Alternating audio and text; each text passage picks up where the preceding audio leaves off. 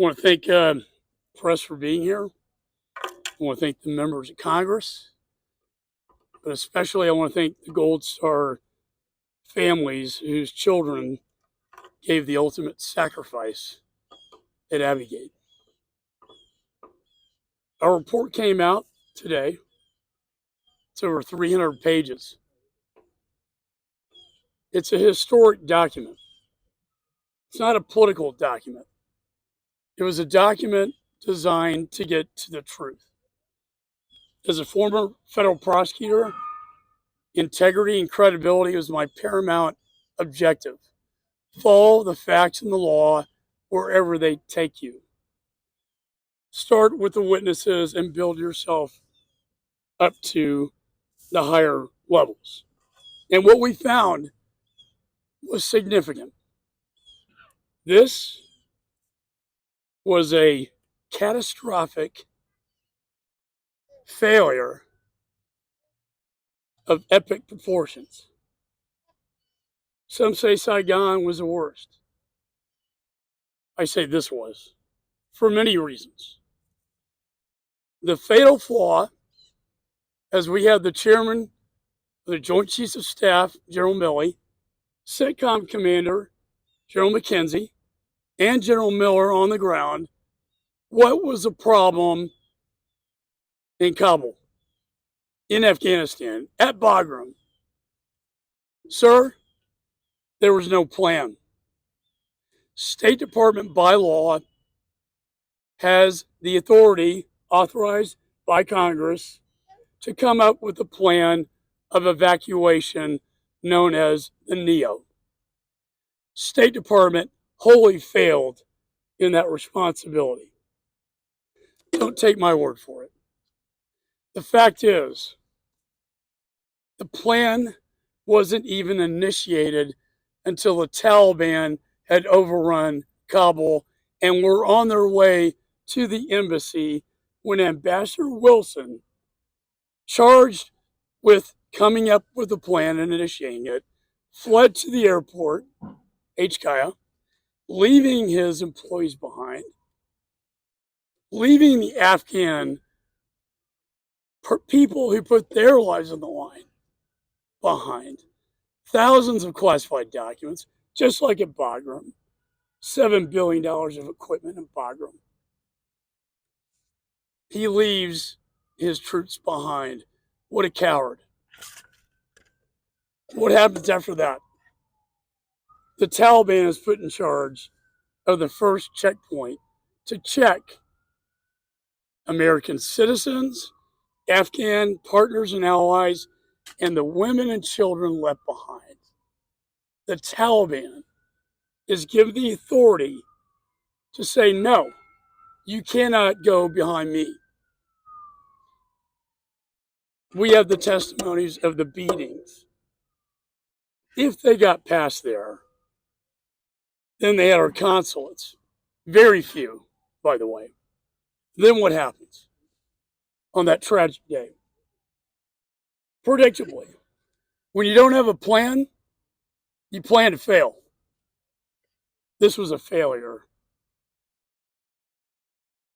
for everyone, but especially these families standing behind me. We knew the day, the time. We knew the gate, Abbey Gate. Yet these Marines were sent in, unprotected, left out to dry by their government, asked to stand by their sworn enemy, the Taliban, to defend this airport. And what happens? Suicide bomber, guess where he comes from? Bagram prisons. Thousands of ISIS-K released. By the way, some have entered the United States. Bomb goes off. 13 servicemen and women killed. 170 Afghans killed. 45 Americans and Afghan civilians wounded. And the sad thing is, it could have been prevented if we just had a plan. It could have been stopped. Nothing will take back their children's lives. Yes, they will be receiving a gold medal, congressional gold medal tomorrow, well deserved, on behalf of their children and loved ones, posthumously. But nothing can bring them back. It was one of the deadliest attacks in 20 years because there wasn't a plan. Lastly, what is the fallout? Saigon? No, this is worse. What happens after Afghanistan falls? Weakness is projected around the globe. Our enemies and adversaries see weakness, not strength. The Russian Federation, within months, moves into Ukraine because they see this is their moment. Then the unholy alliance with Chairman Xi, China, threatening Taiwan and the Pacific together. Then, in the Middle East, the Ayatollah raises his ugly head with his proxies Hamas, Hezbollah, Houthi rebels, all as a result of Afghanistan. It all goes back to Afghanistan. Finally, where a failed foreign policy meets a broken border policy at our borders, 8 ISIS enter the country, now under detention by the FBI as a federal prosecutor counterterrorism. There's also a ISIS ring of 400 people being smuggled into the United States. So it comes full circle back to the United States. I want to end with this. This is not political. It took me 2 years. The first year was wasted by the Democrats. They didn't do one thing. I started this. I had to submit subpoena after subpoena, motions of contempt to bring the channel descent cable channel of the employees at the embassy a cry for help so we could get their testimonies.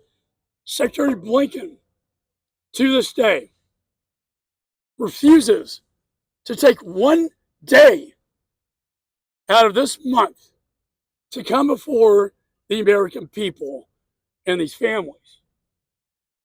But he doesn't have time. Just like Joe Biden didn't have time on his watch at Dover. I don't have time for this. This is a disgrace.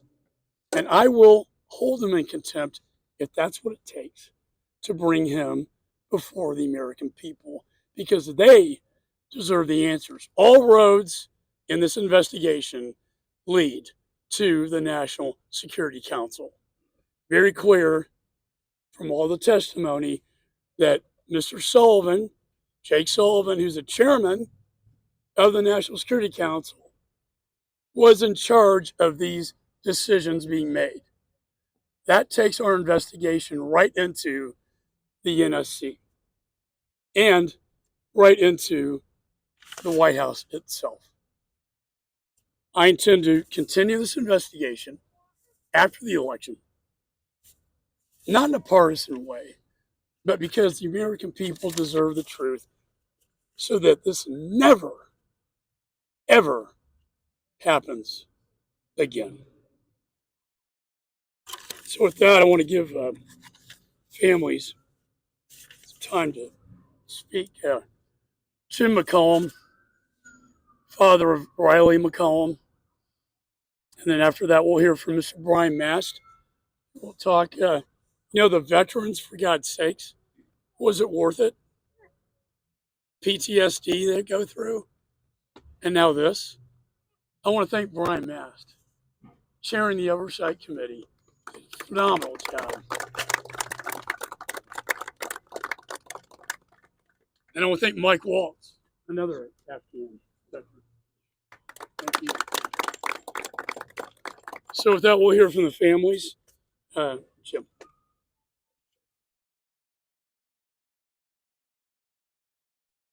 Thank you all for coming today. You gotta forgive me, I'm new at this. I'm not nearly as uh, good at this as him, so I'm gonna have to read my notes. I'm here with my daughters, Royce, Cheyenne, my grandson, Cameron. Um, I'd like to take a few minutes and definitely thank Chairman McCall, um, the House Foreign Affairs Committee, Leslie Shedd, all those that worked on this committee to bring this report forward. I'd also like to acknowledge and appreciate Marlon Bateman for he's helped us navigate this process. We're all new at this. We don't know what we're doing. We're we've been thrust into a position that none of us wanted to be in, and Marlon has been a rock for us to help us get through this process. This report is really important to me and my daughters for the following reasons. 3 years ago tomorrow, September 10th, was the last trip my son Riley took home to Wyoming.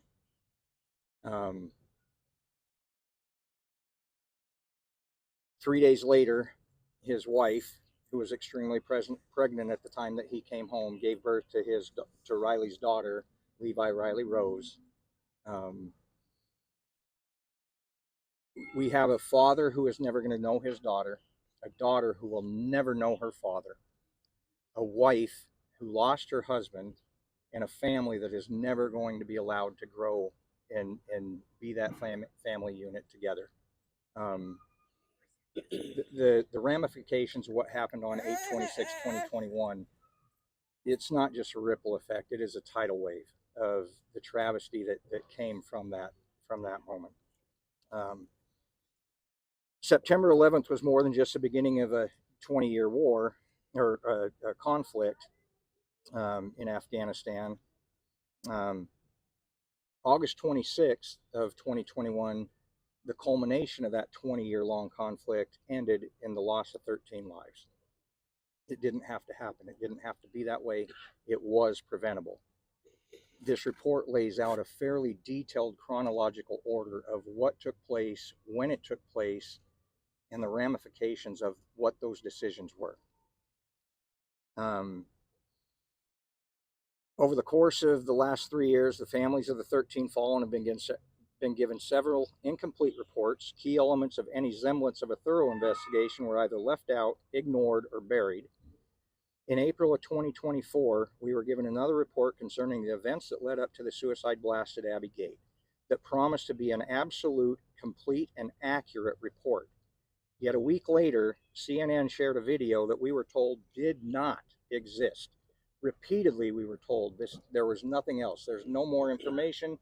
There are no more videos. There is no more drone footage. Yet somehow, after a CENTCOM report, we see on CNN something that we were told absolutely did not exist.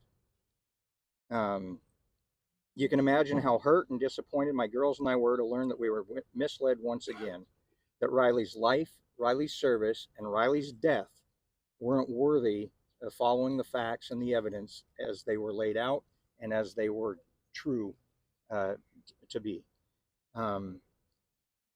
This report provided confirmation of things I knew, shed light on things I suspected, and pointedly detailed things that I was not aware of in regards to the missteps, the failed leadership, and the decisions that ultimately led to the collapse of Afghanistan, the Taliban takeover, and the preventable murder of our 13 heroes.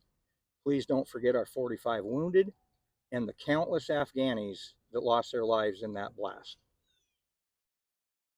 The truth no longer resides in Washington, D.C. or in current politics. The media no longer seeks the truth without political motivation.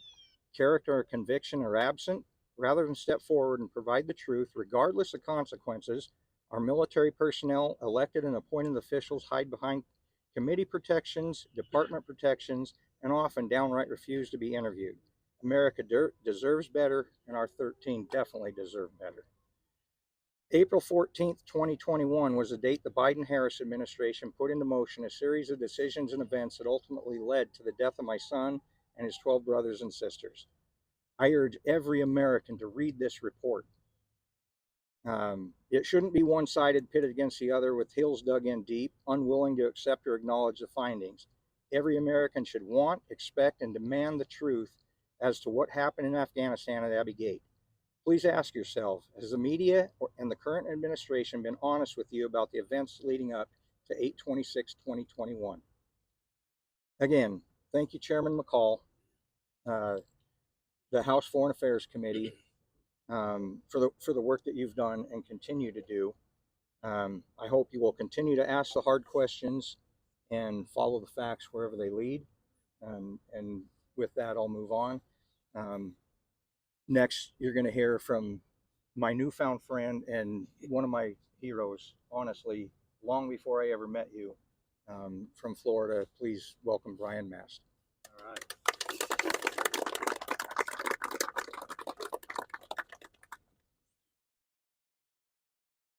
For all of you in the media, you don't have to look at any of this as the opinions of Brian Mast or Chairman McCall or Daryl Issa or Michael Waltz or any other member of this. It's not our opinions. Every bit of this is founded within the transcribed interviews, within the interviews of individuals in hearings, the first person perspectives of those that were on the ground or in the Pentagon or in Foggy Bottom or somewhere else in the Middle East, in the State Department somewhere, offering what they saw, what they witnessed, what they said, and what was ignored. And every single time that I was a part of a transcribed interview or a part of doing a hearing somewhere, the same two things constantly came to mind for me as this was going on. The politics were paramount above everything else. The date for withdrawal, September 11, that was paramount over everything in the very beginning. That was politics over national security objectives. The politics were paramount. Everything that was coming out of the White House during the time to spin what was actually happening, it was making the politics paramount, not the reality on the ground. What was coming out of there never actually reflected the reality on the ground as you look at timeline after timeline. And beyond the politics being paramount, you can look at it and you could say everybody and everything else that was contrary to the politics were to be considered disposable. What any NATO ally had to say or ISAF partner had to say, that was disposable information.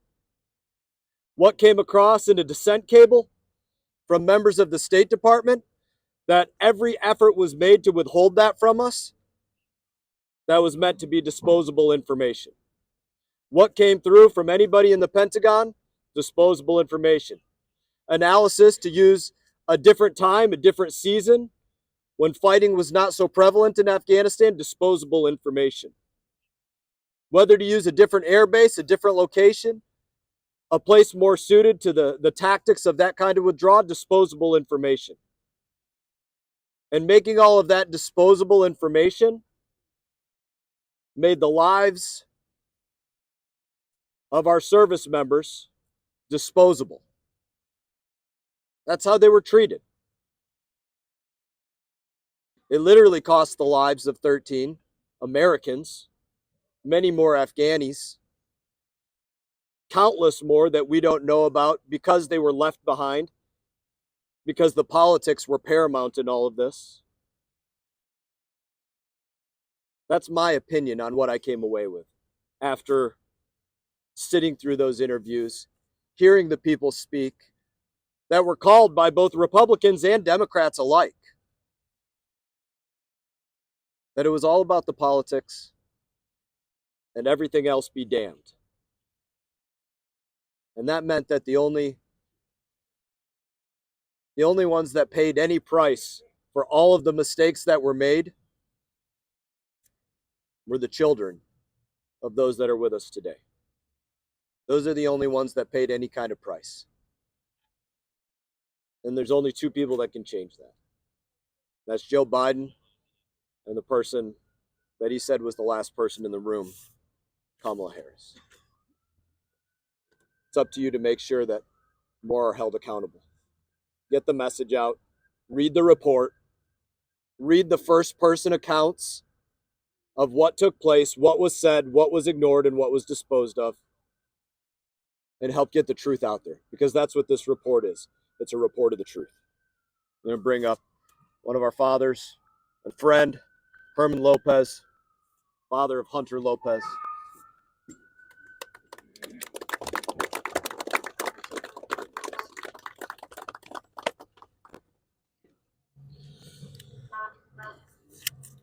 Good afternoon.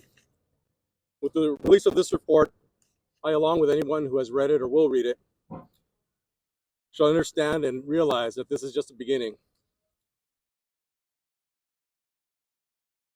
It's a beginning of understanding of the events that led to August 26, 2021,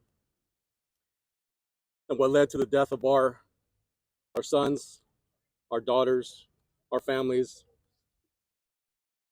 This report represents the beginning and by no means should be taken, much less accepted, as a complete review of the withdrawal from Afghanistan. It's only the beginning. I want to thank Chairman McCall, Congressman Issa, for all of their efforts in getting us to this point and being supportive in this investigation. As a father, I'll do whatever needs to be done to get answers from my son, from my immediate family, and for all of our Gold Star families.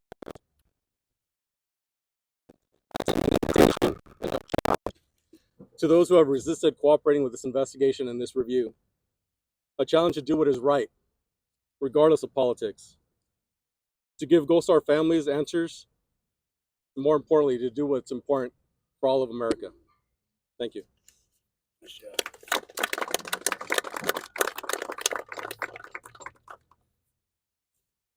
Up next will be Coral Doolittle, mother of Humberto Bert Sanchez. I'm sorry. And then give it to her. I'm sorry. Yeah, it's all good, buddy. It's all good. It's all good. Well, thank you, Mr. Chairman. Thank you to all the members, all the staff that participated in this. I just want to take a moment to knock down some ridiculous narratives that I've seen emerging over the weekend. We saw Biden's Secretary of Transportation, I don't know why he decided to opine on this, Pete Buttigieg, saying that this was a completely politicized and kind of vacuous document. But then at the end of the interview, he admits he hadn't even read it, right? We're hearing, unfortunately, from the Democrats, including Ranking Member Meeks of this committee, that this is a political document, that the timing is all political. You know what was political?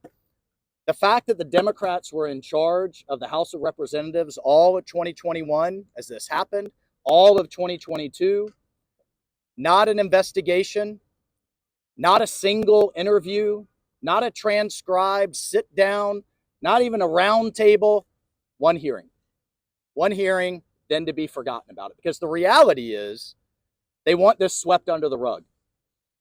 Chairman McCall and his team and this committee couldn't even get started until last year. So too often in this town, people like to point to things that are happening that we're looking into as political, when the reality is what didn't happen, what wasn't looked into, what doesn't want to be talked about is truly what's political. And sweeping this under the rug and pretending like it never happened, like their lives didn't matter, like the 20 years that we invested of time and treasure and heartache into keeping this country safe by fighting that war over there rather than here on the homeland didn't matter.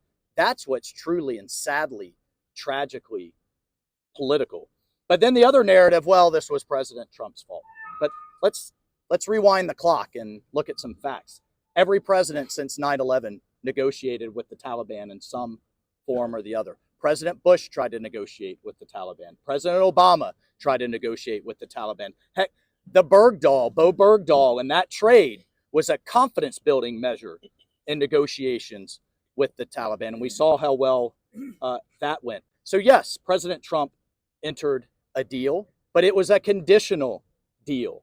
And when his team came to him and said the Taliban had not lived up to 6 of the 7 conditions, they were not negotiating in good faith with the Afghan government. They were not reducing violence around the country. They had not broken ties with Al-Qaeda. And I can go down the list.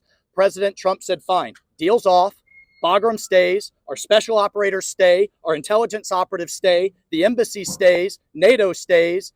And when he left office, all of that was in place. The other, just fairy tale that we're supposed to be led to believe is that, well, the Biden administration was stuck with this deal. Let's walk down the list of Trump administration policies Biden and Harris and their team had no problem reversing when they wanted to. Let's get back into the Iran deal that President Trump had pulled out of. Let's get back into the Paris Climate Accords that President Trump had pulled out of. Let's reverse everything and anything to do with securing the border. Heck, let's cancel an entire pipeline, Keystone XL, that was practically already built with $16 billion invested and over 10,000 workers working on it. They could erase a physical pipeline, but yet they're going to be stopping this deal that President Trump said. And then I think what's most insulting to these families and every veteran that served there, to the Green Berets that I lost there and their families, is the lies and just the total lack of responsibility or accountability out of this administration. President Biden, the generals supported this. They didn't tell me that we needed to leave somebody there. The 3 4-star generals in charge of this operation have all contradicted Joe Biden and Kamala Harris. So which is it? Our NATO allies fully supported this. The United Kingdom censored a sitting president for the first time since George Washington, the United Kingdom Parliament. We only have 100 Americans that want to leave, that can't leave. Quietly revised to 800 months later. And our Afghan allies are going to be okay being hunted down by the Taliban as we speak. There's no Al-Qaeda. The UN's pointing to 6 to 8 Al-Qaeda training camps. ISIS is back, Al-Qaeda is back, and their current commander for the Middle East, ISIS is capable of hitting the homeland within 6 months. Lie after lie after lie. So on top of the no transparency, by the way, if this is an outstanding success, why did he have to issue subpoenas? Just give the documents for an outstanding, successful operation. Not only has there been no accountability, not a single person fired. In fact, they're being promoted. The woman in charge of the evacuation is being nominated to be ambassador for Iraq. But the thing that's most insulting in talking to all of these families is they just want to know that they've learned their lesson. If they would just get a phone call, not even a meeting, would you guys just take a phone call saying, you know what, you did a lot of things wrong, the responsible are being held accountable, and we've learned our lessons if we ever have to do this again, so this doesn't happen to future generations of Marines.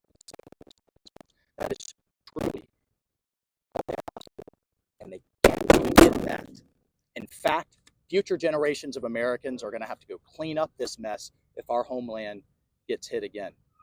And that blood is on their hands. And this report lays it out in their own words. You should be commended, sir. The nation owes you better.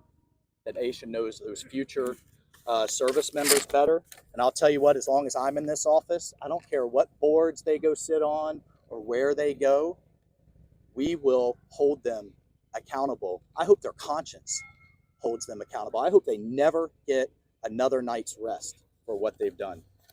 Thank you, Mr. Chairman. And I will now hand it over to Ms. Coral. Please.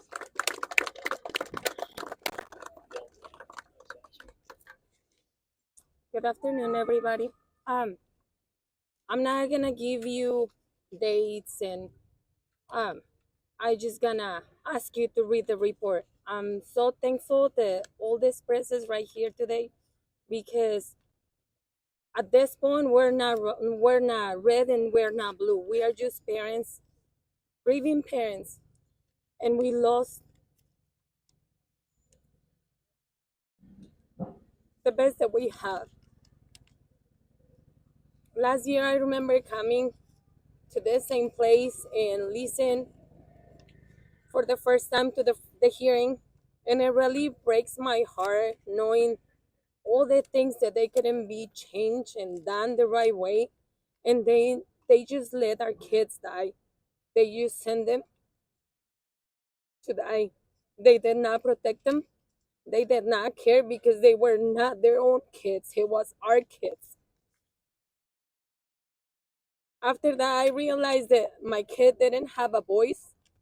I was not gonna bring my kid back But I know that there's so many that are still here. They are suffering with PTSD. Our own families are struggling with PTSD. And we don't want this to happen again. All this it was because of this bad administration. I told you, don't be red, don't be blue, don't hate a person. Read. Read, please. This past 3 days I have been reading the report even when I was in some of the hearings. And just the way that they lay it down, it makes you understand all the mistakes that they actually did. Our kids' lives matter a lot to us parents. If for they are trash and they are replaceable, they are not for us. My granddaughter is never gonna enjoy a day with his uncle.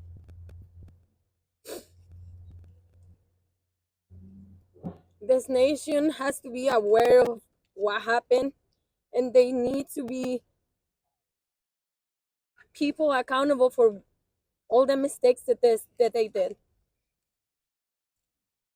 And if you read the report, you're gonna get your own conclusions.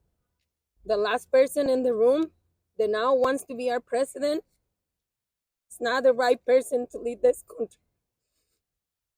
We are gonna have more Gold Star families. We are gonna have more Marines and soldiers dead because of this administration.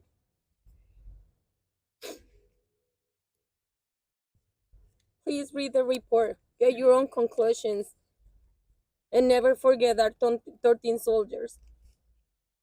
I'm gonna introduce you now to Representative Joe Wilson, Chairman of the Middle East and Northern Africa Subcommittee. Thank you so much. And ladies and gentlemen, I am so grateful to be here. It's so inspiring to be with the families of the persons who were killed needlessly at Abbey Gate. Being here today, I'm here as a member of Congress, but I'm also here as the grateful father of a son, Hunter, who served for a year in Afghanistan. So I identify with the families. Additionally, I've had 31 years service in the Army Guard, and so I knew on August 26, 2021, that Joe Biden lied to the American people about having military support for his actions. There was no letters. He claimed he had letters. The moment I heard him say that, I sent a letter that night to the White House asking for copies of the letters. I've sent a number of other letters asking for copies of the letters. And so the thought that the president would lie to the American people, that the vice president would sign off on the lie of letters supporting by the military, and then in the meantime, with the leadership of Chairman McCall, Brian Mast, we had a hearing where General Milley and General McKenzie said they told the president not to do this. And the consequence of this, and we need to learn from this report, is that this gave a green light to war criminal Putin to conduct mass murder in Ukraine. It gave a green light to Iran through its puppets to conduct mass murder in Israel. And with open borders, we have, as the FBI has identified, an imminent attacks in America of mass murder. This needs to change. Thank you, Mr. Chairman. Thank you, Joe. See, next we have Cheryl Jules, the aunt of Nicole Jean. Thank you, everyone. Thank you for letting us have a voice here. You know, everything they've already said is something that echoes within all of us. This last 3 years has been a nightmare that if you've never lost a child, you wouldn't understand. You know, our kids, the 13 that were killed, weren't the first ones to be killed in the Afghanistan war, and they're not going to be the last ones. You know, the Taliban didn't get the memo that the war was over. It's not going to end. We have an open border. They're coming for us. It's never going to end. But the failures that happened that led up to this are unconscionable. And everybody that says we're being played, we're pawns, all these other things, it's not, this is, for us, is not political. None of us asked to be put in this position. You know, this is just where we're at. Our kids were killed and we want answers.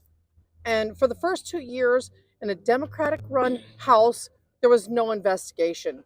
It wasn't until the Republicans took office and Chairman McCall started opening these investigations that we started actually getting answers. We didn't ask to be put in this position.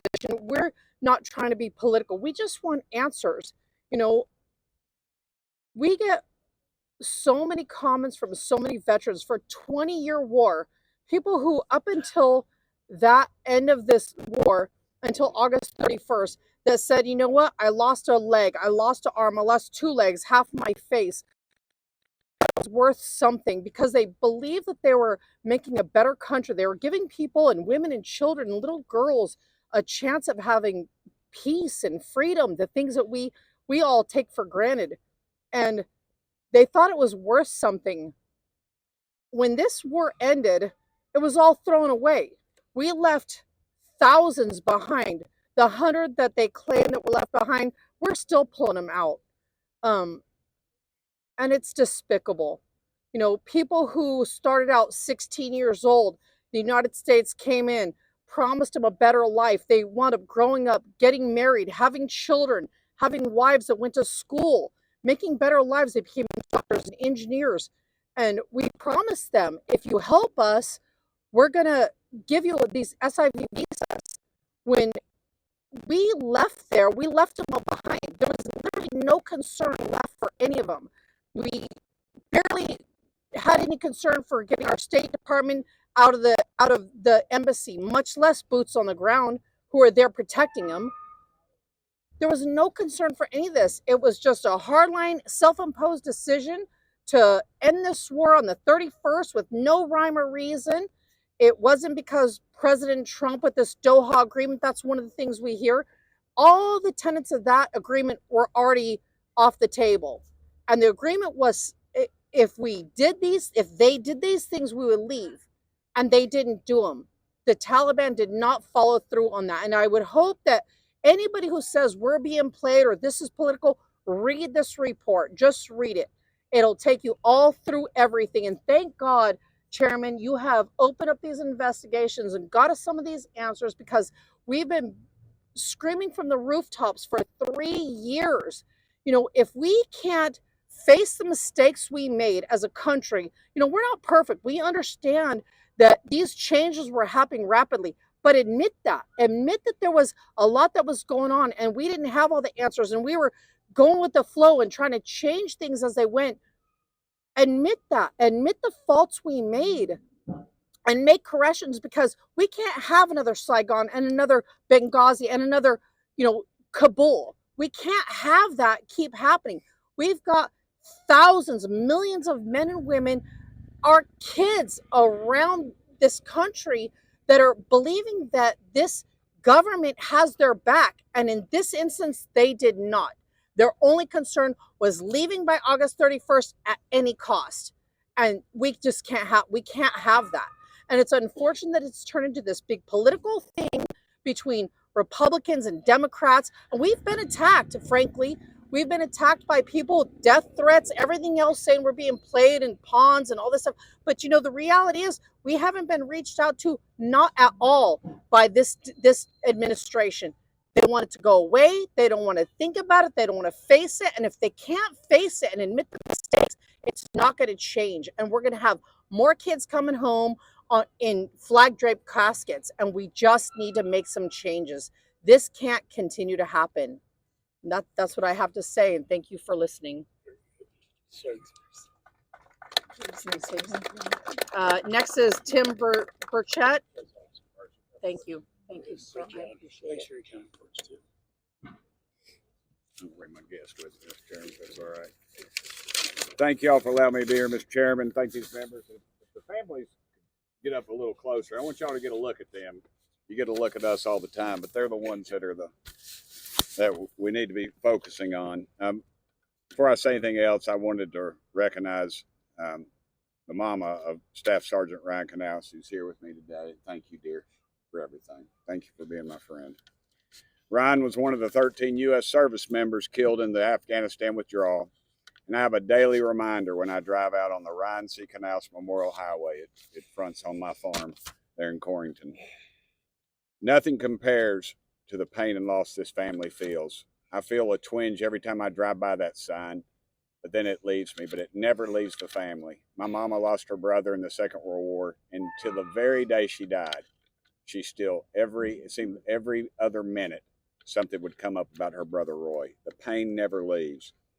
This administration butchered this operation.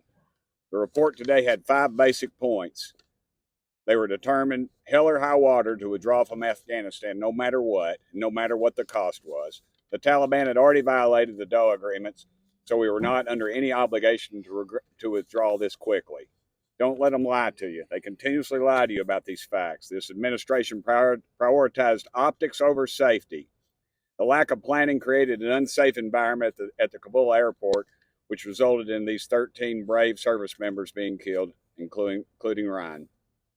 This withdrawal degraded U.S. national security. The Biden administration lied to the American people about the withdrawal at every dadgum turn. And on top of everything in this report, this administration they're still sending up to $40 million of your tax dollars to the Taliban every week.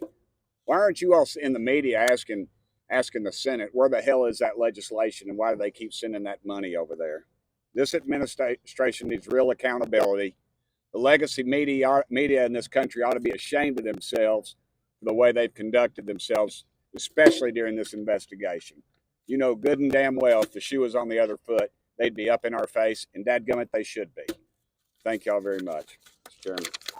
Thank you.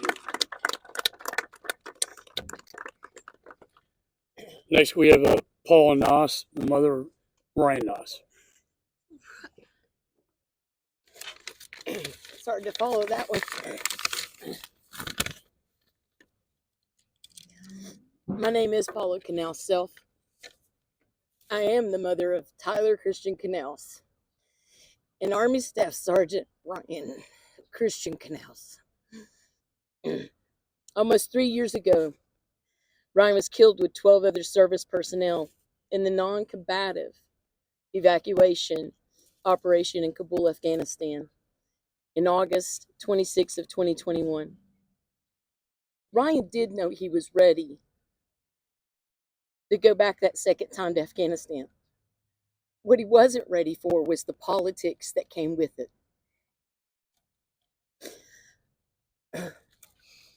I'm so grateful for the House Foreign Affairs Committee that's led by Chairman McCall that is finally giving our families answers to what went wrong.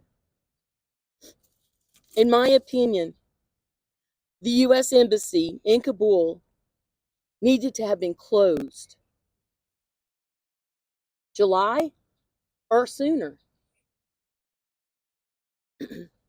When our military leaders were recommending this to them, arrogance by Biden and Wilson, thinking that a U.S. embassy could stay open in a hostile environment with the Taliban taking province after province by August, is politics over military planning.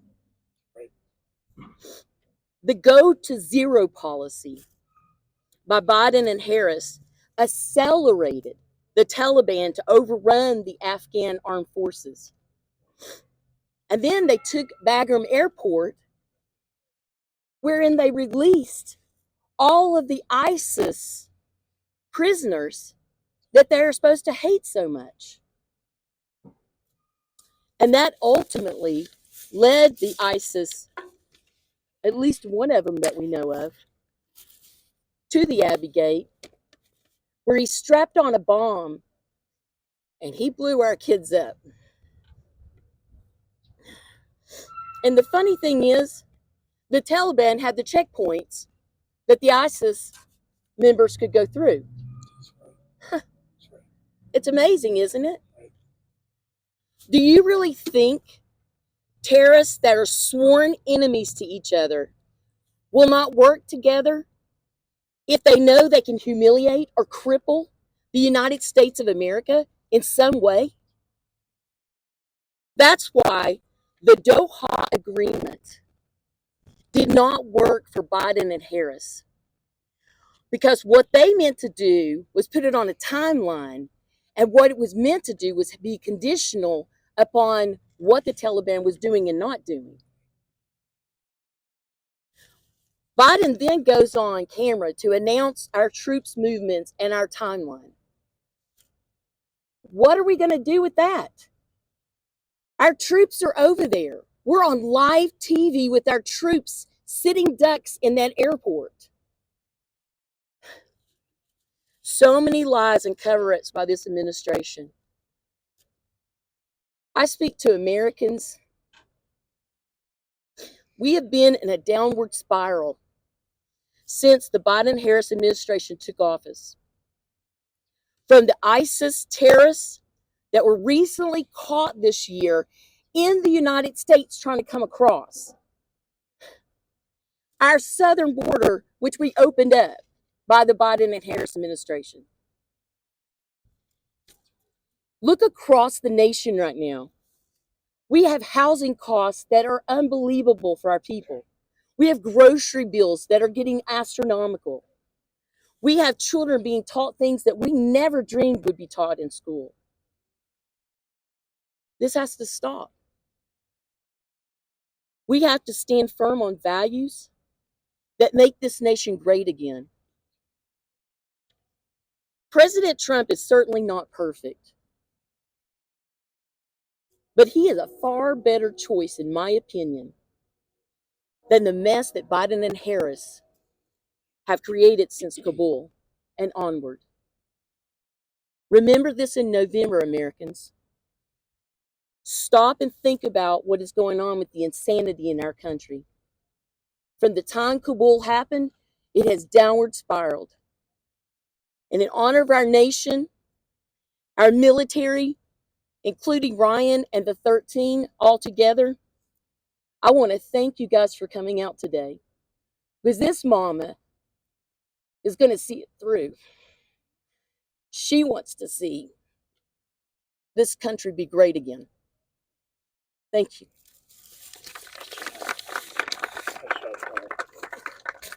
Mr. Daryl Issa, would you come up, please, sir?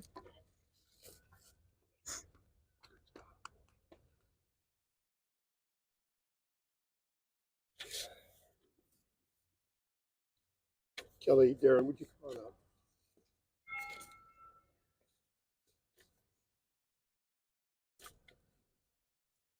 They'll speak next, and I'll try to be brief for that reason, because it's not about the politicians here. It's about the families who don't have accountability. This interim report is just that. It's not a final report, and it will never be a final report until these families don't just have all the answers to what happened. They have most of those. It's to where they have the knowledge that this, to the greatest extent possible, will create a change to prevent it from happening in the future. Congress, in its oversight role, is known for two purposes. One, a legislative purpose. There may not be a legislative purpose to all this. The second one is oversight to determine whether the policies and implementation of existing laws have met the requirements placed on it. Clearly, this is an example. As earlier you heard, like the fall of Saigon, like Benghazi, doesn't necessarily create a new law, but it does create an understanding that there need to be changes in procedures if we're going to prevent this in the future to the greatest extent possible. Remember, the withdrawal of Afghanistan had all the time in the world to plan. We had the military might to do whatever we wanted to and needed to. We had the entire NATO allies at our available call. It wasn't D-Day. We weren't going into a fortified area. We had the time, place, and capability to have a withdrawal that had no fatalities. And that includes not just the 13 and the 40 plus, but also the many who, in fact, are not counted here today, the Afghans. Remember, most of those people who died that were Afghan Americans or Afghans were, in fact, people who had earned the right to come to the United States, had gotten through the lines, and were trying to board aircraft to help them. They will not be easily counted except by this committee now and in the future. So I want to first remind people that there is a change that needs to occur.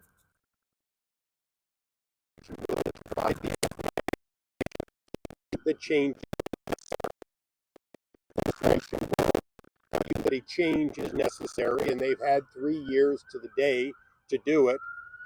Then the next administration, no matter whose name is at the top, must be held to make those changes. That's what we're here today to talk about. That's what we're here for you to report on. That requirement that we make the change.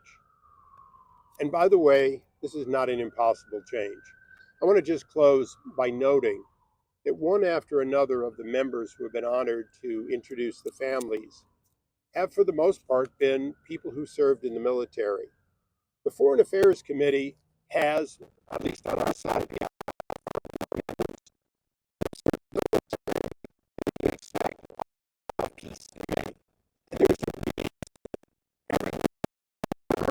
military, understand that we'd rather have the State Department and the other programs do the work of preventing war. It was not something that these families wanted or that their loved ones wanted. It was something that came from failures that go back decades. We cannot ignore those failures either. And so for the families, let's make sure that this committee and the men and women of the committee, which includes a great many of us who have served in the United States military, do all we can do to keep this from happening again in another way. Make sure that our enemies fear us, our friends can count on us, and that our foreign policy is one that is understood, that will not tolerate the kinds of things that are going on around the world as we speak. That's what I want you all to remember as you listen to the families. Our job isn't done. Thank you.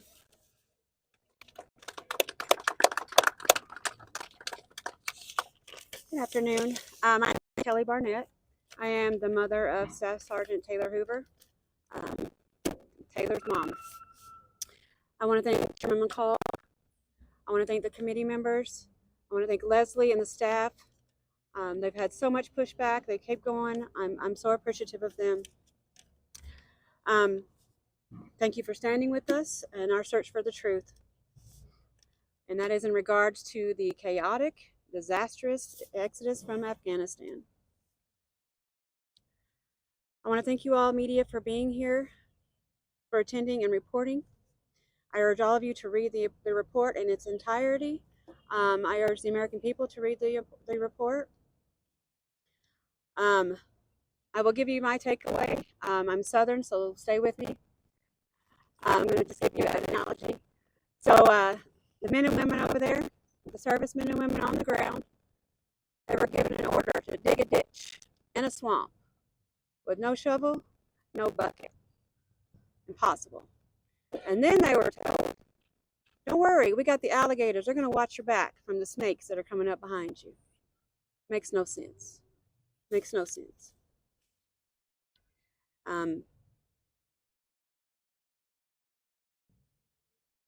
Yeah.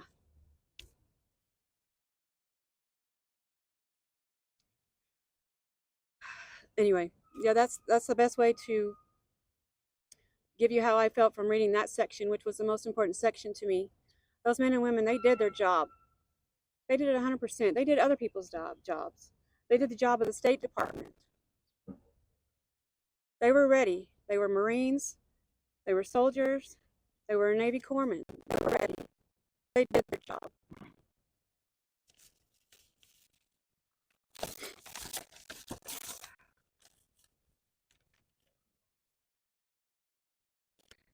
There was no regard.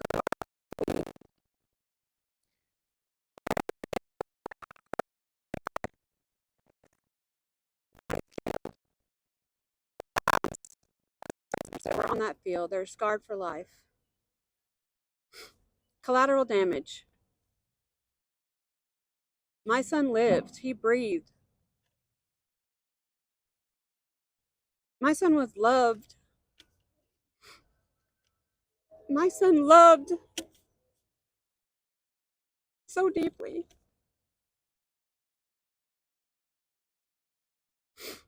Collateral damage to the Biden-Harris administration. It was a success to them.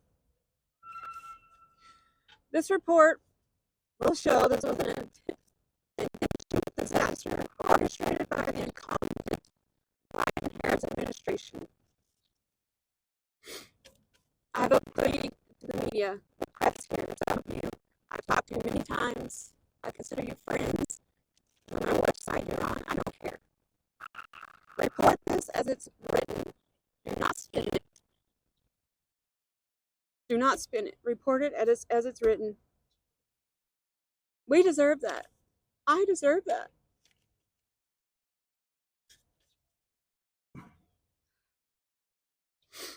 These men and women that came back,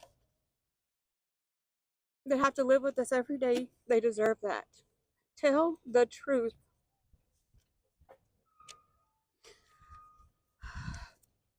I don't want to be here today. I would rather be on a beach in La Jolla, watching my son and his sisters attend. It's gone. I will never have it.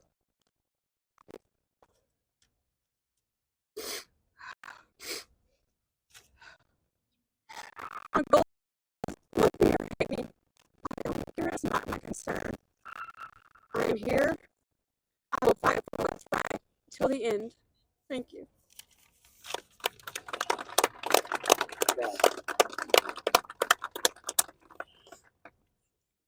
And I'm Taylor's dad. Thank you all for being here. We're grateful to Chairman McCall, Congressman Issa, the Congressman Mast, Congressman Waltz, who have all stood in the breach with us during all of this. This started just a little over a year ago, where we dug in and trying to find those answers. With this report coming out, the third or fourth or fifth one, whichever it is now, there are many, many questions, one of which is why were our kids left out on an island by themselves? They were the best of what this country has to give. And our military leaders let them down. I won't be as nice as the chairman was. I'll go after General McKenzie. I'll go after Secretary Austin. None of them threatened to quit. None of them threatened to give up. None of them stood up and said to the president and the vice president that you're wrong, that you can't do this. And I'm certainly not going to stop going after Secretary Blinken, who is the Secretary of the State Department. And it was his crew and his cowards that set up that fateful day. They can't even get out of the embassy in time because they wanted to play politics. They wanted their day to stand. Now I urge all of you, again, as everybody said, to read the report. Do it honestly. Report it honestly. And if you still think after reading the report that this country can stand 4 more years of a Harris administration, in my opinion, you're sadly mistaken. We can't have any more. We can't have any more of our wounded who stood in the breach and said, here I am, take me. We can't have 22 a day because of the PTSD that they're all dealing with. and being left behind by this administration. We have to do something. We call for change. It's being worked on, and call on Congress to not let us down and keep the pedal to the metal and keep going. This country deserves this. Our 13 families deserve this. Our veterans and our wounded veterans deserve this. Thank you.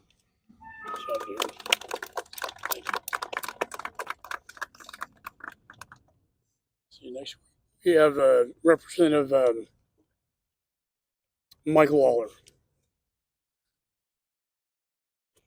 Thank you, Mr. Chairman. To quote Joe Biden, this is a big effing deal. And the reason is because for the first time, Joe Biden, Kamala Harris, Secretary Blinken, Secretary Austin, the military leadership, and this administration are being held accountable. Accountable to these Gold Star families and accountable to the American people. For 3 years, they've lied. They've obfuscated. They've tried to cover up. They've misled. All because they didn't want to take accountability for the disastrous withdrawal. That was based on a time frame because Joe Biden wanted to say that when the 20th anniversary of 9/11 hit, we were out of Afghanistan. That is the only reason that we're standing here today, because he allowed politics to be his guiding light.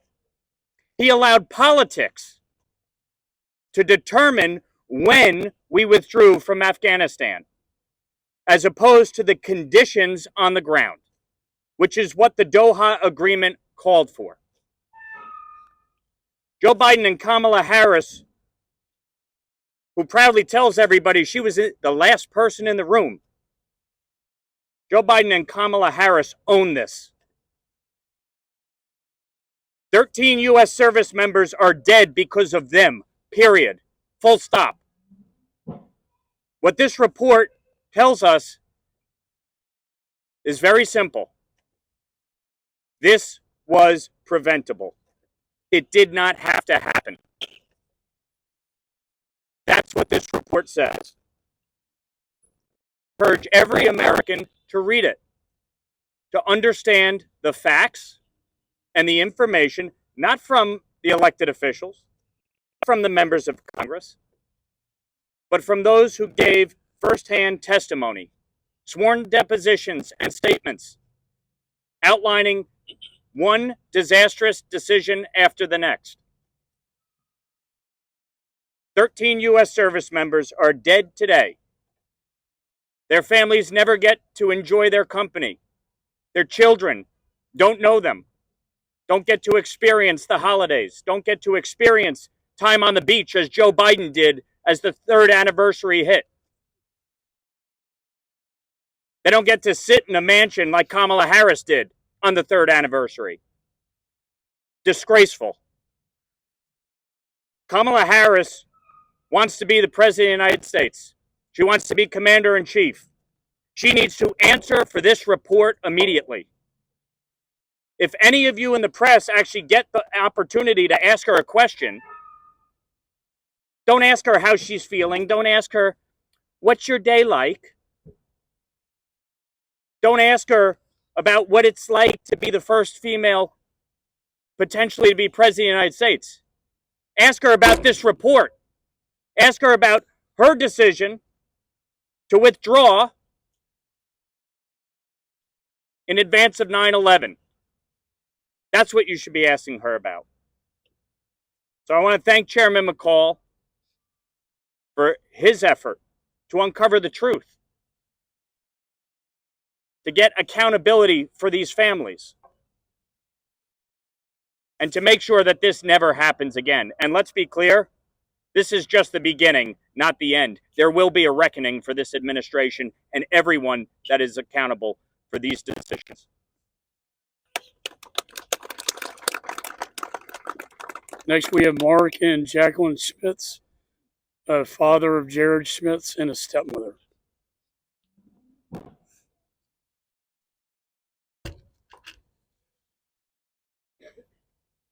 Wow. 3 years, 3 reports, and we're now finally getting names. We are now getting a little bit closer to getting the answers that we've been fighting for. The most disheartening part of this, besides obviously losing our son Jared, the devastating loss of the other 12, and the horrific, catastrophic injuries sustained by 45 of our own, and the countless Afghans lost. The most disheartening thing besides all that, unfortunately, is our Democratic Party, in my opinion. They've had 2 years to start investigations looking into this. Wasn't important. Didn't care. When we have hearings, I've watched every one of them. I listened to the softball questions being lobbed up from the left side, instead of actually getting down to brass tacks and getting the answers out of the witnesses that they're actually asking questions of. You hear it from every Republican. Last time I checked, our military is not out there defending the Republican Party. They're out there defending all of us. The fact that this has become a partisan issue blows my mind. It should never, when it comes to the military, ever be that way. I've been on this earth for over 5 decades now. I remember my father telling me stories about George C. Patton. I remember General Schwarzkopf. Where are those generals? I don't have a lot of good thoughts about the ones we've got going right now, because those 2 generals that issued the orders that our current generals got by Joe Biden and Kamala Harris would have slapped those stars down on that desk right then and there and said, hell no, I'm not doing it. They let this happen.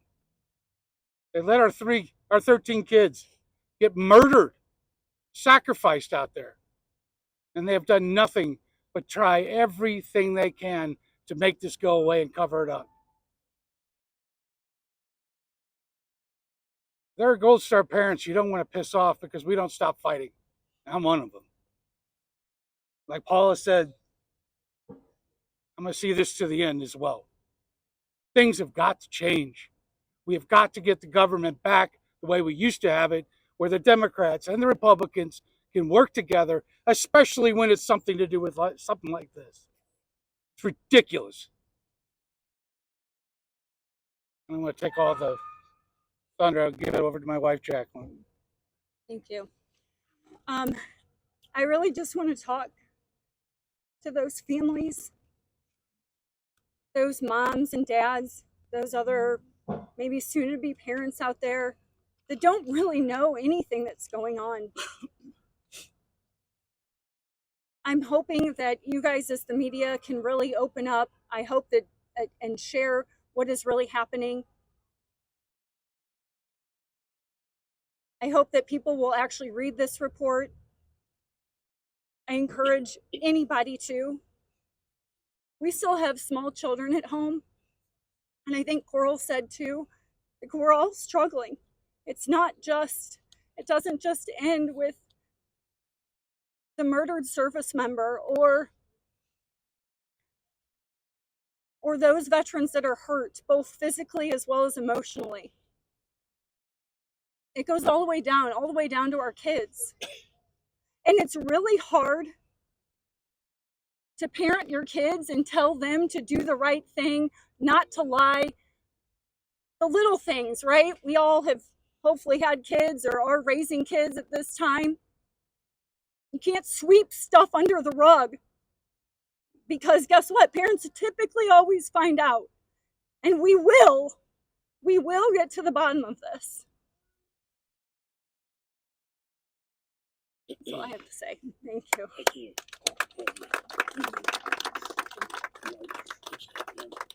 Thanks, brother.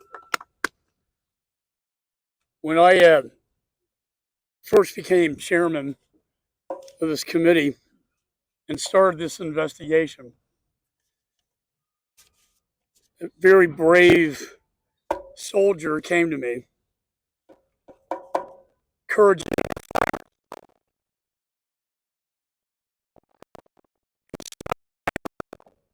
at each.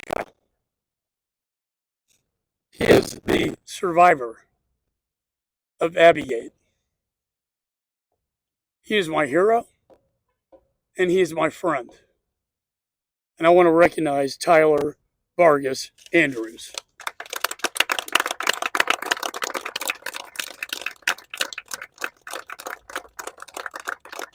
Because this man had the courage to come before Congress, the American people, and the military brass and speak truth to power. He told me, sir, I had him. I had the suicide bomber in my sights. I was not given permission to engage the suicide bomber that could have prevented this entire disaster. CENTCOM, as a result, reopened their investigation. I received the briefing. I requested the families receive the briefing. I want this to be declassified, protecting sources and methods, but I want the American people to see it, and I want this man to be briefed by CENTCOM so he can see with his own eyes the pictures, to be able to tell us the truth about what really happened that day. So, sir, it's been an honor to get to know you. I appreciate your courage and your strength. Thank you,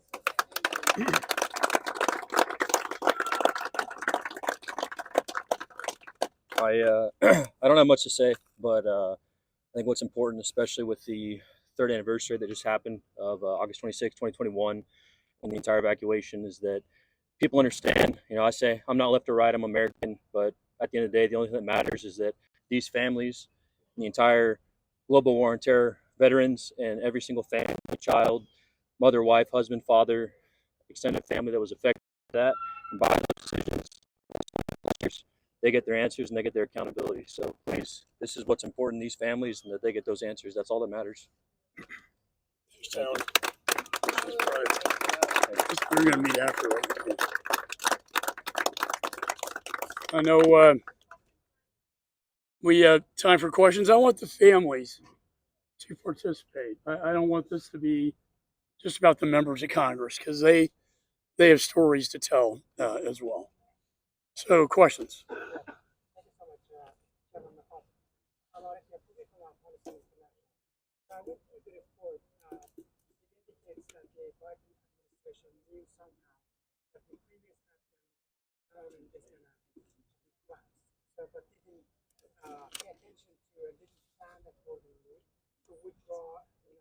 Right.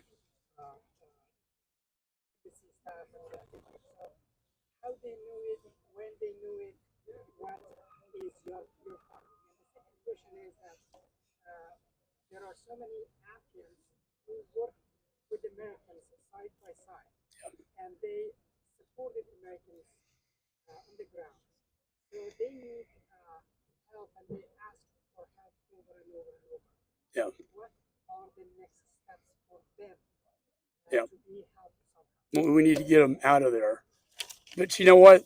This administration broke the promise we gave to them that if you fight with us, we will protect you. What did this administration do? They betrayed them and they left them behind. And you know what? When they took over the embassy, when they took over Bagram, they got the biometrics on our Afghan allies and partners, and they go door to door, as you know, and check the fingerprints. And if they get a positive identification, they are then imprisoned, tortured, and in some cases executed. We owe it to them. Otherwise, what good is our word? The United States of America. What ally is going to trust us if this is how we treat them? I will tell you on day one, as Mr. Waltz, this was a political decision, no question. You can see now they're blaming it on the Doha Agreement. The Doha Agreement was in violation. That is why President Trump kept the 2,500 troops, 6,500 NATO, the contractors, air power. On day one, the decision was made to go to zero. What does that mean? Everything comes out. The Afghan army, military was defenseless at that point. But don't take my word for it. Look at the report. President Biden's spokesperson himself said that Doha was immaterial to the evacuation of Afghanistan. This was a political promise on a political timeline, and now we see the victims of politics.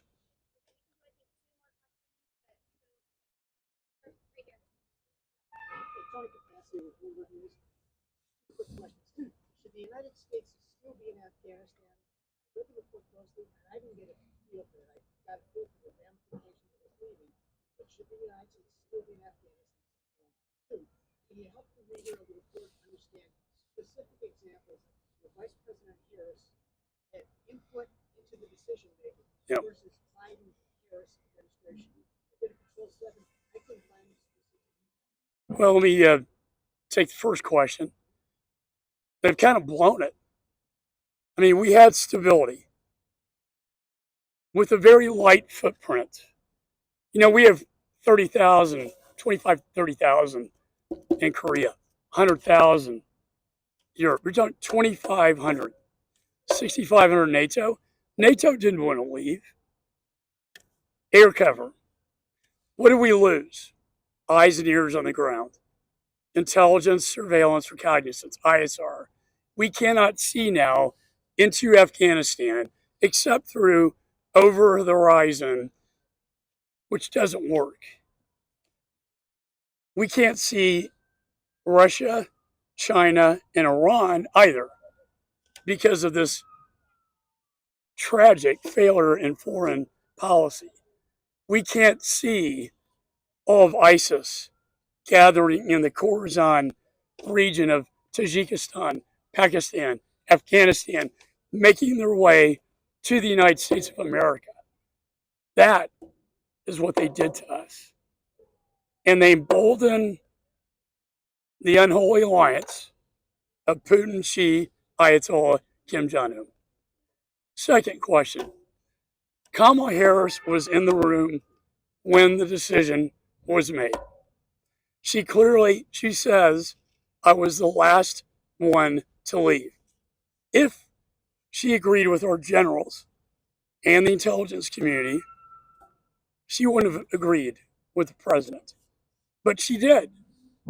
She said, I 100% agree with the president's decision. She was there. In fact, 2 weeks ago, on the anniversary, when these families are at Arlington Cemetery, grieving the loss of their children, trying to invite their guest, the President of the United States, and then they get harassed by the Army. What does she call it? She called the evacuation brave and courageous. And they call it a success. If that is a success, they have no sense of reality. And that was the bottom line with the failure, was the reality on the ground versus the fantasy in the NSC and the White House. And they never came together to protect their children. Chairman, Thanks. you have Right here. Mr. Tyler Wilson with Fox News. Thanks for holding this today. Wondering if you could respond to some of the comments from State and from for today. Ranking member said he didn't think it was a coincidence that came out the day before the presidential debate. The State Department called it cherry-picked, scoring political points. Yeah, they call it cherry pick before they even read the report. I would ask you to read it. It's very professional. The idea that this was political, I think Brian Mast, he and I on day one said we do not want this to be a political exercise. We want this to be a truth-seeking mission.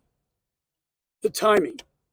The Democrats had 2 years in the majority after Abbeygate, and they did absolutely nothing. On day one, I put this man in charge of oversight, and I said, this is going to be one of my number one priorities. You know what? When you have an administration that will not respond, when you have an administration that will not cooperate, when you have an administration you have to subpoena for documents, when you have a secretary you have to threaten with a contempt proceeding to get the dissent cable from the employees at the embassy. What does that do? It slows down the process.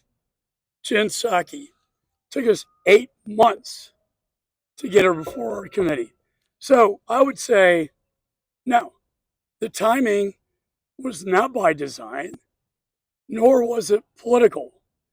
What was political was the obstruction that took place between my investigation and the State Department that continued to obstruct our requests.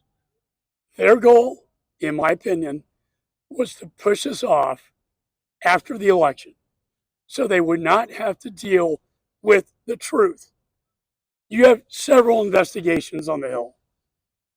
This investigation is the one they fear the most because they know they were wrong. Mr. Mast. Yeah, I would just say you can look at it simply administratively. Looks just like a hearing when you're looking at the transcribed depositions. Republicans are asking questions for 30 minutes an hour. Democrats are asking questions for 30 minutes an hour. Just like when you're in the hearings, Republicans are asking questions for 5 minutes. Democrats are asking questions for 5 minutes. We're choosing witnesses. They're choosing witnesses. We're choosing witnesses together. And some of the most damning testimonies came out of the questions from Democrats. Nothing about this whatsoever was cherry picked. It was, again, it's just the fact that the facts point to this was driven by politics. Everything else be damned. That's what everything points to, whether it was a Republican or a Democrat asking the question or giving the answer.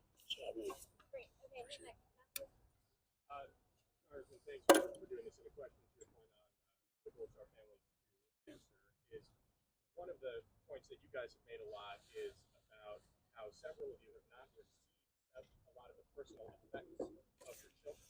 Yeah. And so I'm wondering if any of you would be willing to talk about that and the experience that it's been in trying to obtain these things, why these are being denied to you, and then bigger picture, if there are other changes. I think all of you have said there's a lot more work to be done here. What more are you looking for in future reports, future investigations? When the families came to me with this, we immediately sent a letter to the Secretary of both State and Defense and the White House. Please return the personal effects of the family's children.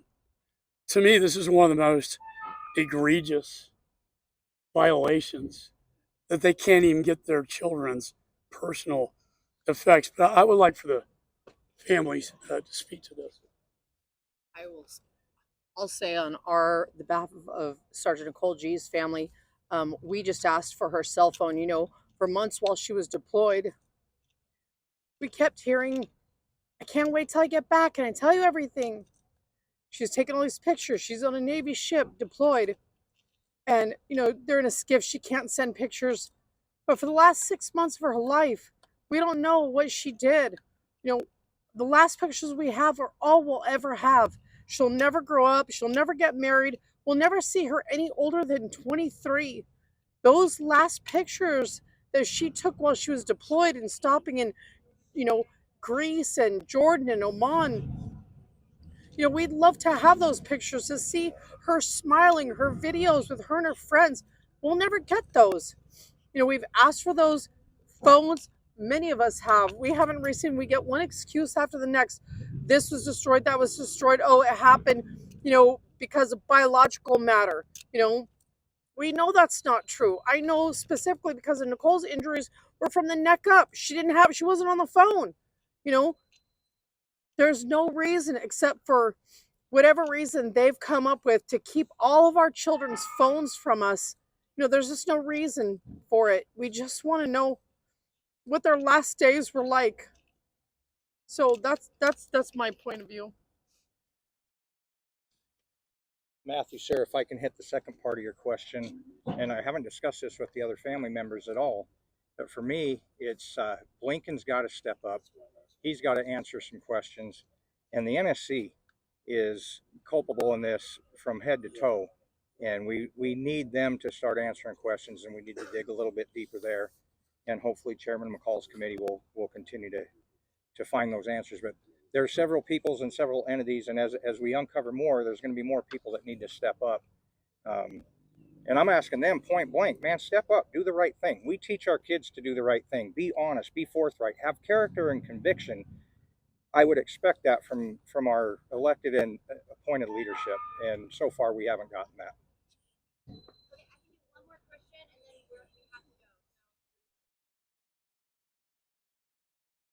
Mr. Chairman, the report seems to single out most of the state and NSC, but not much in the way of DOD.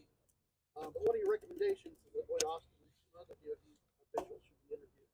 Do you think the military can handle this perfectly or without fault? No. One of the things that frustrated me the most, because I have to work with jurisdictions, was to get answers from the Department of Defense on the snipers. You had 3 commanding officers on the ground. Colonel Whitehead was their commanding officer. I was given access through another committee in a classified context, but I got the answers from him that yes, Tyler did forward the photographs, that they were forwarded to the command center for review, which initiated the CENTCOM reinvestigation. Those 3 individuals have still not testified. Now, I don't have the jurisdiction, but we did get the letter with 60 questions that we got answers to that we included in the report. Do I think that's sufficient? No. That's why this will continue.